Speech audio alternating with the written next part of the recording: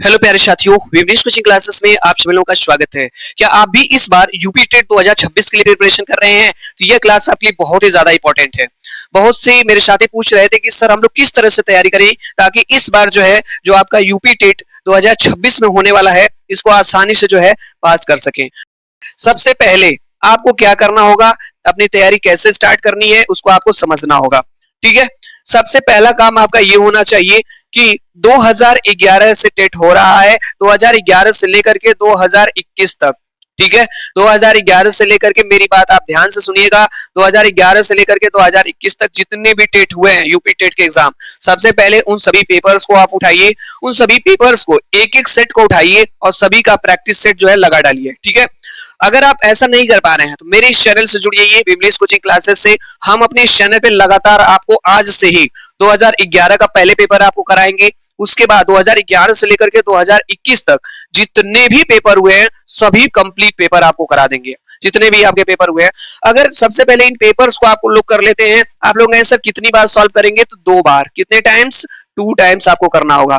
जो भी लोग अगर इसको 2 बार कर लेंगे डेफिनेटली इस बार का सीटेट एग्जाम आप पास कर लेंगे। तो चलिए स्टार्ट करते हैं। अगर आप देखना चाहते हैं 2011 का पेपर, जो गणित के 30 प्रश्न पूछे गए थे, आपको लगेगा कि सर कितना आसान क्वेश्चन पूछे गए थे और अब जो क्वेश्चन का लेवल है कितना हार्ड हो गया है। धीरे धीरे देखिएगा। ठीक है, आज जो पेपर का लेवल है हार्ड कितना हो गया।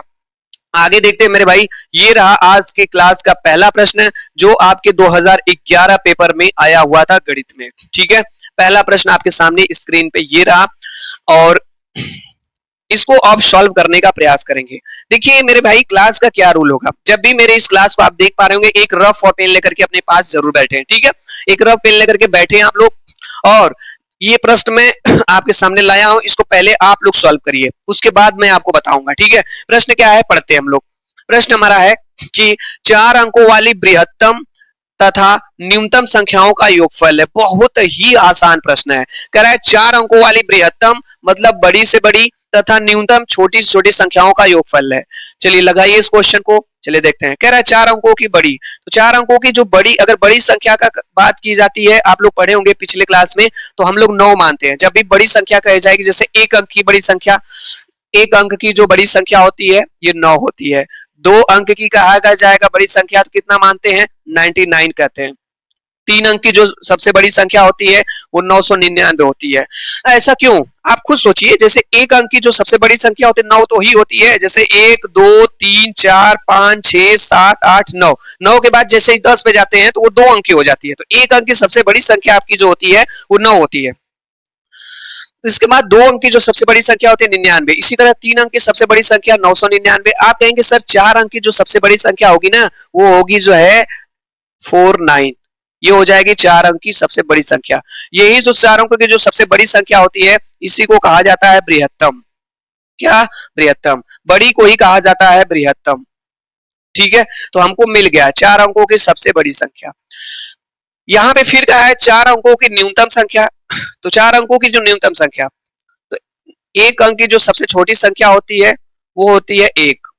2 अंक की जो सबसे छोटी संख्या होती है वो होती है 10। यहाँ पे हम छोटी संख्या या न्यूनतम संख्या की बात कर रहे हैं।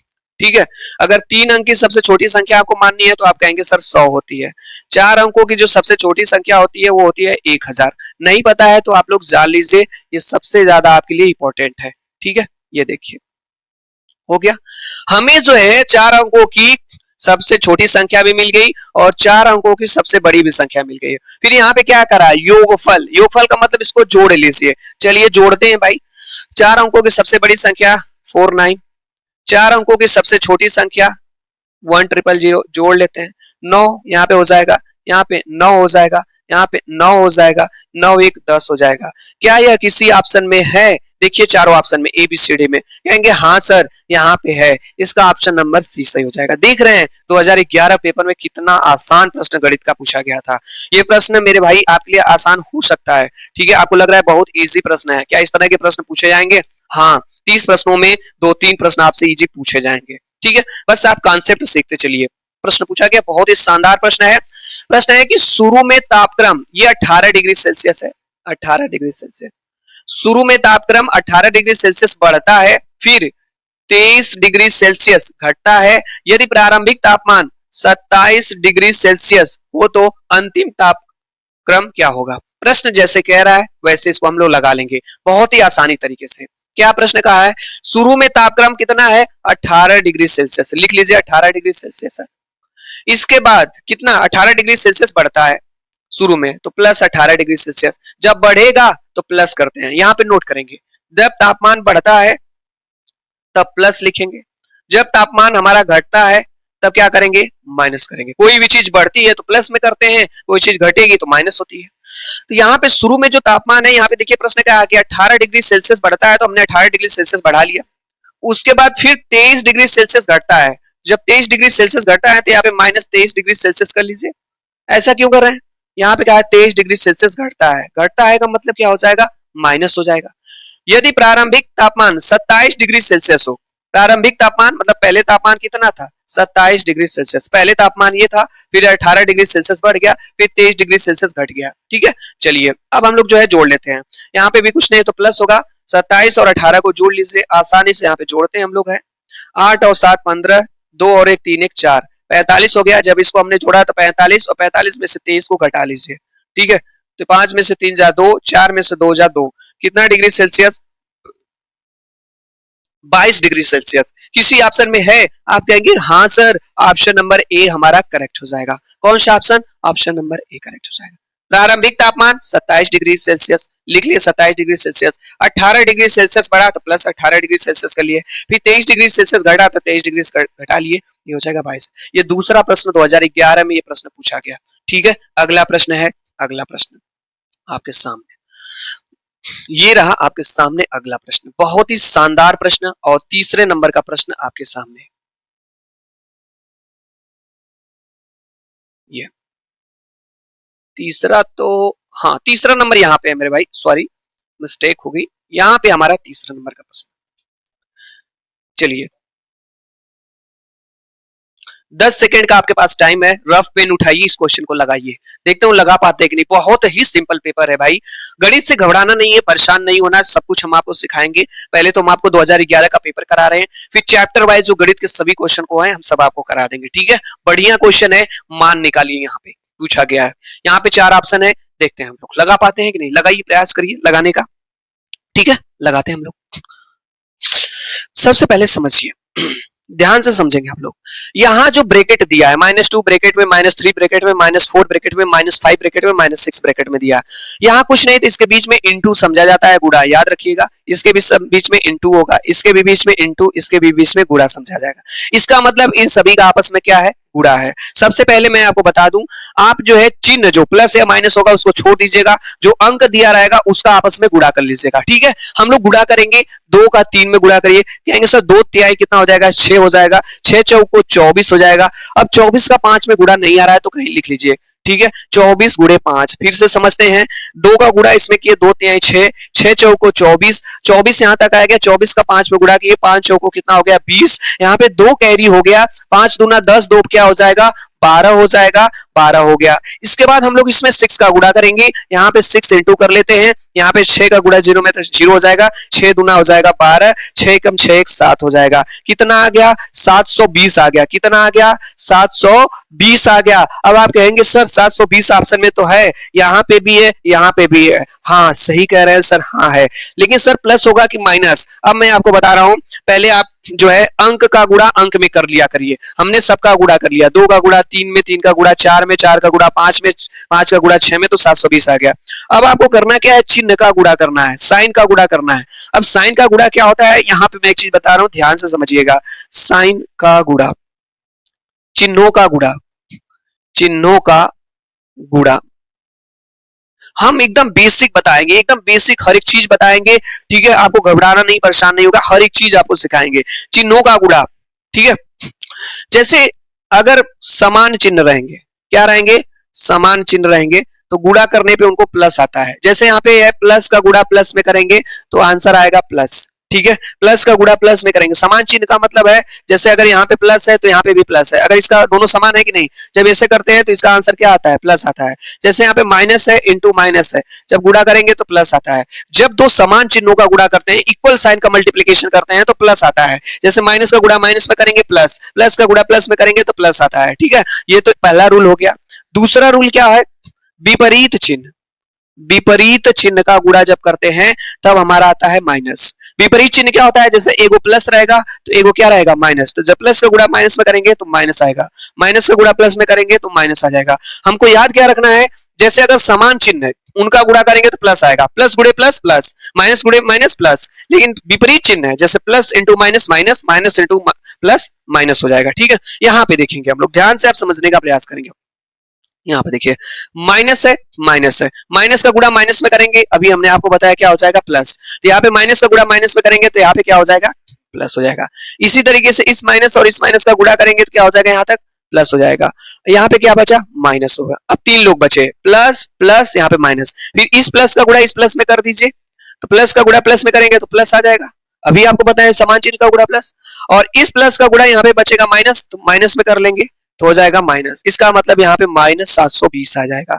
हमारा आंसर क्या हो जाएगा, हमारा आंसर जो है आपका माइनस 720 हो जाएगा। इसको आप कहीं कॉपी पे नोट कर लीजिएगा अगर आपको पता नहीं है तो। अगर आपको पता है तो कोई बात नहीं, आप आसानी से इस क्वेश्चन को सही कर लिए होंगे। ये हम ऐसे क्वेश्चन करा रहे हैं, हम अपने मन से नहीं करा रहे हैं, ये ऐसे क्वेश्चन है जो 2011 के पेपर में पूछे गए। अगले प्रश्न पे चलते हैं। अगला प्रश्न है, बहुत से लोग क्लास छोड़ करके चले गए होंगे क्योंकि इस तरह के प्रश्नों का अभ्यास ही नहीं करना चाहते कि जो प्रीवियस ईयर पेपर में पूछे गए। चलिए अगला प्रश्न आपके सामने रहा, बहुत ही शानदार प्रश्न, बहुत ही बेहतरीन क्वेश्चन है आपके सामने। लगाएं इस प्रश्न को, सॉल्व करें। चौथा प्रश्न है, 10 सेकंड का आपके पास टाइम है। रफ पेन उठाइए, जल्दी से लगाइए, देखता हूं लगा पाते हैं कि नहीं, कौन सा ऑप्शन सही होगा। 4 ऑप्शन के साथ यहाँ क्वेश्चन, ठीक है, लगाने का प्रयास करिए। चलिए हम देखते हैं इसको कैसे लगाएंगे हम लोग। यहाँ पे क्या कह रहा है, 8 किग्रा 350 ग्राम से 3 किग्रा 178 ग्राम को घटाइए।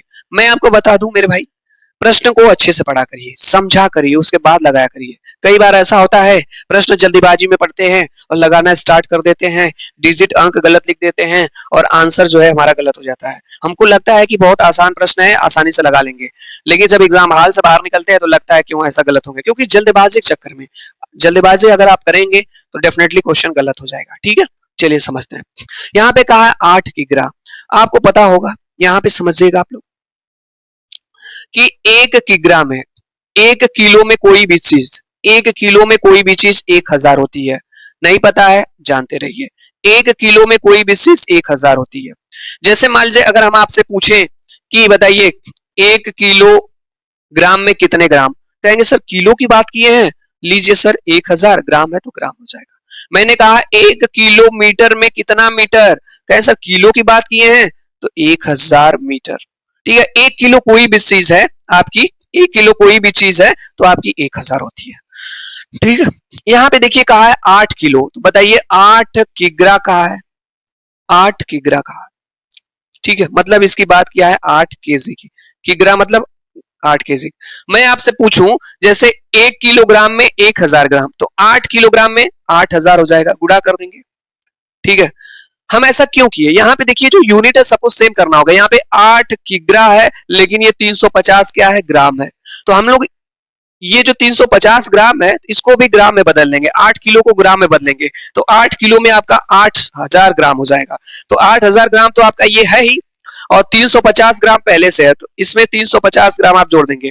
ठीक है, 8000 में 350 जोड़ देंगे, कितना हो जाएगा, 0538, 8350। यानी हमने क्या किया, 8 किग्रा 350 ग्राम के जगह, मतलब इसके जगह हम लोग लिख सकते हैं 8350 ग्राम लिख सकते हैं। इसी तरीके से ये 3 किग्रा है, कितना है, 3 किग्रा है, तो 3 किग्रा में कितना ग्राम हो जाएगा, 3000 ग्राम हो जाएगा।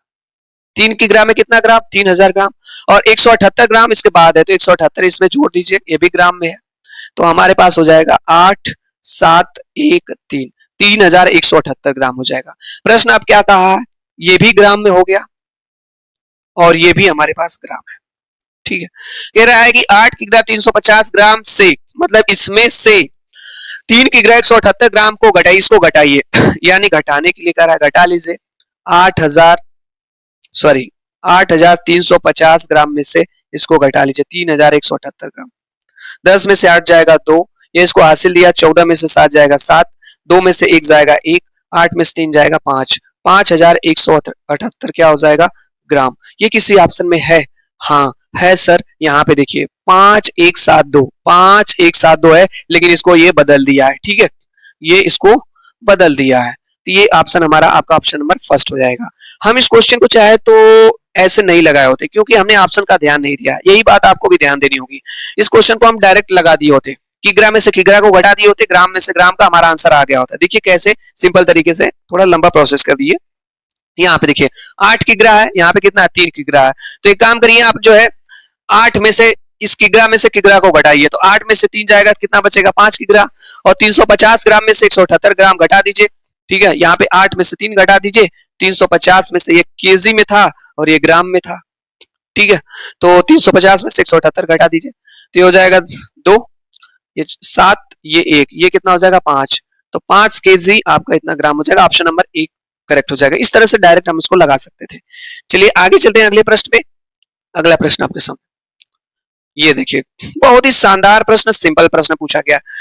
अगर मेरे भाई देख रहे हैं 2011 का पेपर कितना आसान पूछा गया गणित का, कितने छोटे छोटे क्वेश्चन पूछे गए, और आज एक ये समय है किस तरह के प्रश्न गणित के पूछे जा रहे हैं। एकदम हलवा क्वेश्चन है, एकदम इजी क्वेश्चन। प्रश्न क्या है कि 3.5 सेंटीमीटर व्यास वाले वृत्त की परिधि बताना है। तो आप मुझे बताइए, ये वृत्त होता है, ये हमारे पास वृत्त होता है, इसी को परिधि बोला जाता है। इसी को क्या बोला जाएगा? परिधि। ये परिधि है, वृत्त की परिधि। वृत्त की परिधि का फार्मूला क्या होता है? 2 पाई आर होता है। वृत्त की परिधि का फार्मूला क्या होता है?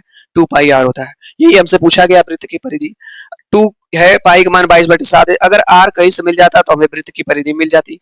यहाँ पे जो दिया गया है 3.5, ये वृत्त का क्या दिया है? व्यास दिया है। वृत्त का व्यास यहां से लेकर के यहाँ तक ये 3.5 दिया है। ये आप जानते हैं व्यास जो दिया है हमारे पास वो 3.5 सेंटीमीटर दिया है। ठीक है, तो यहां से हमको क्या चाहिए? त्रिज्या। ये व्यास को डी से डिनोट करते हैं, और त्रिज्या क्या होती है? ये सब त्रिज्या है आर, ये क्या है? त्रिज्या है, ये भी क्या है? त्रिज्या है। त्रिज्या निकालने के लिए व्यास का आधा करते हैं, व्यास में 2 का भाग देते हैं, तो 3.5 में किसका भाग दे लेंगे? 2 का। तो हमारी यहाँ से जो रेडियस मिल जाएगी 3.5/2 हो जाएगी। अब हम लोग इसी फार्मूले में रख लेते हैं, यहाँ से 2 गुणे 22/7 इसका मान हो जाएगा। इसका मान 3.5/2 आ गया। 7 से इसको काट देंगे, 7 एकम 7, 7 5 35, यहाँ पे दशमलव हो जाएगा। 2 से इसको काट देंगे, सॉरी 2 से 2 इसको काट दीजिए, यहाँ पे बच गया 22, यहाँ पे बच गया 0.5। गुणा कर लीजिए, 5 दूना 10, 5 दूना 10, 1 11, एक स्थान पे दशमलव लगा दीजिए, तो हमारा आ गया 11 सेंटीमीटर। इसकी क्या आ गई? परिधि। किसी ऑप्शन में है? हाँ सर, ऑप्शन में दिया गया है, ऑप्शन नंबर बी करेक्ट हो जाएगा। इस तरह से इसको हम लोग लगाना, ये आपको जानते रहना है। वृत्त की परिधि का फार्मूला ये, और वृत्त की जो त्रिज्या होती है व्यास की आधी होती है, इसको भी आप जानती रहिए। ठीक है, इस पे क्वेश्चन लग जाएगा। चलिए, ये रहा आपके सामने अगला प्रश्न, और इसका आंसर आपको बताना है क्या होगा। प्रश्न बहुत ही शानदार है। प्रश्न पूछा गया बहुत ही सिंपल तरीके से 2011 का। संक्रिया दिया गया है, इसको हल करना है। ये कुछ नहीं, इनटू है। ठीक है, चलिए सॉल्व करिए इसको आप लोग। सॉल्व करना है इसको। पहले आप इसके लिए बॉडमॉस रूल पढ़े होंगे। बॉडमॉस नहीं पता है, आप नोट कर लीजिए। बॉडमॉस रूल में क्या होता है मेरे भाई? बॉडमॉस रूल में ये होता है कि सबसे पहले बी से, बी फॉर क्या होता है? ब्रैकेट। सबसे पहले हम लोग ब्रैकेट को सॉल्व करते हैं, जो ब्रैकेट होते हैं। उसके बाद ओ होता है, ओ मतलब ऑफ को सॉल्व करते हैं। इसके बाद डी फॉर क्या होता है? डिवीजन को सॉल्व करते हैं, मतलब भाग को, भाग को। उसके बाद एम मतलब होता है मल्टीप्लाई, इसका मतलब मल्टीप्लाई को सॉल्व करते हैं, गुणे को। ठीक है, उसके बाद आपका होता है ए, ए मतलब एडिशन होता है, ऐड को सॉल्व करते हैं, मतलब प्लस को। उसके बाद सब्सट्रैक्शन होता है, ठीक है, घटाना, घटाने को। तो सबसे पहले किसको? ब्रैकेट को, फिर ऑफ को, फिर भाग को, फिर इनटू को, फिर प्लस को, फिर इसको। फिर से देख लेते हैं, यहाँ पे जो हमारा है 9 और 7 कितना हो जाएगा? ब्रैकेट को सॉल्व करेंगे 16 हो जाएगा, या भागे का साइन है बटे 4 हो जाएगा, गुणे 5 हो जाएगा, 4 चौको 16 हो जाएगा और 4 5 कितना हो जाएगा 20। इसका आंसर क्या आ जाएगा 20 आ जाएगा, जो कि ऑप्शन नंबर सी में दिया है। इस तरह से सही हो जाएगा। ठीक है, आगे देख लेते हैं। ये रहा आपके पास अगला प्रश्न और पूछा गया है, इसको सेट करना है। प्रश्न क्या है हमारा? प्रश्न हमारा है कि भिन्न को आरोही क्रम में सजाने का विन्यास है। आरोही क्रम का मतलब होता है बढ़ते हुए क्रम में, बढ़ते हुए क्रम में मतलब इंक्रीजिंग ऑर्डर, जैसे सीढ़ी पे चढ़ते हैं स्टेप बाय स्टेप, मतलब सबसे छोटा उससे बड़ा उससे बड़ा उससे बड़ा ऐसे। ठीक है, तो सबसे पहले यहाँ पे देख लेते हैं, जैसे 3/8, 5/6, 2/3, 5/9, फिर उसमें भी 5/6, ये सारे डिजिट सेम लग रहे हैं। भाग दे करके देख लेते हैं, सबसे अच्छा है जैसे 3/8 है, इसमें भाग दे लेते हैं, 0.10 में भाग नहीं जाएगी तो 8 तरीके कितना हो जाएगा 24, 6 बचेगा। ठीक है, 8 6 कितना हो जाएगा 48 हो जाएगा। फिर 5/6 इसमें भाग दे लेते हैं, 0 यहाँ पे कितना हो जाएगा 50 हो जाएगा। तो 6 8 जा 48, 2 कैरी बचेगा 3 हो जाएगा। फिर 2/3 को भी भाग देकर देख लेते हैं, 0.66 ऐसे कुछ आएगा। फिर एक और हमारा बचा है 5/9, इसमें भी भाग देकर के देख लेते हैं, 0 5 5 हो जाएगा, 9 5 जा 45, फिर 5 बच जाएगा, फिर 9 5 जा 45। ठीक है, तो इसको बढ़ते हुए क्रम है, तो सबसे पहले जो सबसे स्मॉलेस्ट डिजिट होगा उसको लिखेंगे। तो सबसे पहले स्मॉलेस्ट की बात कर लीजिए, तो 3/8 है, 3/8 मतलब यहाँ पे 0.36 है। फिर उससे बड़ा कौन है 5/9, ये देखिए 0.36 0.55, तो 5/9 लिख लेंगे। ये देख रहे हैं 0.36, फिर 0.55, फिर उसके बाद ये 0.66, तो 0.66 तो भाग दिया, तो इसको ये लिख सकते हैं 2/3। उसके बाद लास्ट में इसको लिख लेंगे 5/6। ये किसी ऑप्शन में है 3/8, 5/9, 2/3, 3/8, हाँ ऑप्शन नंबर सी में दिया 3/8, 5/9, 2/3, 5/6, ये ऑप्शन नंबर सी से हो जाएगा। इस तरह से भाग दे करके आप चेक कर लेंगे। आगे चलते हैं, अगला प्रश्न है आपके सामने, ये बहुत ही शानदार प्रश्न है और आसान प्रश्न है। ये रहा आपके सामने प्रश्न, क्या है भाई कि मार्टिन के पास कुछ मार्बल थे, उनमें से उसने 14 खो दिए, फिर भी उसके पास 6 रह गए। आरंभ में उसके पास कितने मार्बल थे? मान लीजिए कि मार्टिन के पास पहले x मार्बल थे, x थे उसके पास, उसमें से उसने 14 खो दिए। तो जब कोई चीज खोएंगे तो माइनस करते हैं, ये x थे उसके पास, इसमें से इसने 14 खो दिया, अभी भी उसके पास कितना बचा है 6 बचा है, बराबर 6 कर लेंगे। तो x बराबर -14 उधर जाएगा तो प्लस हो जाएगा, 6 + 14 हो जाएगा, तो x = कितना हो जाएगा 20। तो उसके पास मार्बल कितने थे 20 थे। यहाँ पे ऑप्शन नंबर ये। बहुत सिंपल प्रश्न था, बहुत ही आसान प्रश्न। आगे देखते हैं अगला प्रश्न। ठीक है, कहाँ गया भाई, हाँ ये रहा अगला प्रश्न आपके सामने, ये इसको आप लोग लगाएंगे। ये भी आपका बोर्डमॉस रूल पे लगेगा, अभी हमने आपको बोर्डमॉस रूल बताया है। ये वास्तव में क्वेश्चन ये है, ये क्वेश्चन ये दिया गया है 1/3 + 7/9। ठीक है, यहाँ पे भागे का साइन है, फिर 7/10 × 1 होल्ड 1/4, ये क्वेश्चन ये है। ठीक है, ये क्वेश्चन आपका ये है, इसको हम लोग सॉल्व करते हैं। हमने आपको बताया सबसे पहले ब्रैकेट को सॉल्व करते हैं, बोर्डमॉस रूल में बी फॉर ब्रैकेट होता है, सबसे पहले इस ब्रैकेट को सॉल्व करेंगे। तो यहाँ पे देखिए 1/3 है प्लस 7/9 रहने देंगे, यहाँ पे भागे हो जाएगा, यहाँ पे 7/10 रहने देंगे इनटू, यहाँ पे 4 एकम 4 एक 5/4 होगा। ठीक है, 5/4 कर लेंगे। यहाँ पे देखिए 1/3 है प्लस 7/9 रहने दे रहे हैं, पहले ब्रैकेट को सॉल्व करिए, 5 से 5 एकम 5, 5 दूना 10 हो जाएगा, तो 7 ऊपर बच जाएगा, नीचे 8 बच जाएगा। फिर यहाँ पे 1/3 हो जाएगा प्लस 7/9 हो जाएगा। ये भागे जब इनटू में बदलता है तो भिन्न बदल जाती है। ठीक है, अगर 7/8 है तो 8 बटे क्या हो जाएगा 7 हो जाएगा, इससे ये कट जाएगा, समझ गए होंगे। तो हमारा क्या बचा यहाँ पे 1/3 प्लस 8 बटा क्या बचा 9 बचा। अब हम लोग जो है इसको एलसीएम ले करके सॉल्व कर लेते हैं। यहाँ पे देखते हैं, तो 1/3 है प्लस हमारा यहाँ पे है 8/9 है, तो 3 और 9 का एलसीएम 9 हो जाएगा, 3 3 9, 3 का गुणा इसमें करेंगे 3 हो जाएगा, 9 एकम 9 और ये 8 हो जाएगा, 8 और 3 कितना हो जाएगा 11/9। ये किसी ऑप्शन में है? हाँ सर, ऑप्शन नंबर बी में दिया है, ऑप्शन नंबर बी हो जाएगा। ठीक है, ये हो जाएगा। इस तरह से इस प्रश्न को हम लोग लगा लेंगे। तो 2011 का ये जो मॉडल जो प्रश्न पूछा गया 9वां प्रश्न था गणित का। आगे चलते हैं, आगे देखते हैं। यहाँ पे क्वेश्चन नहीं है, इसके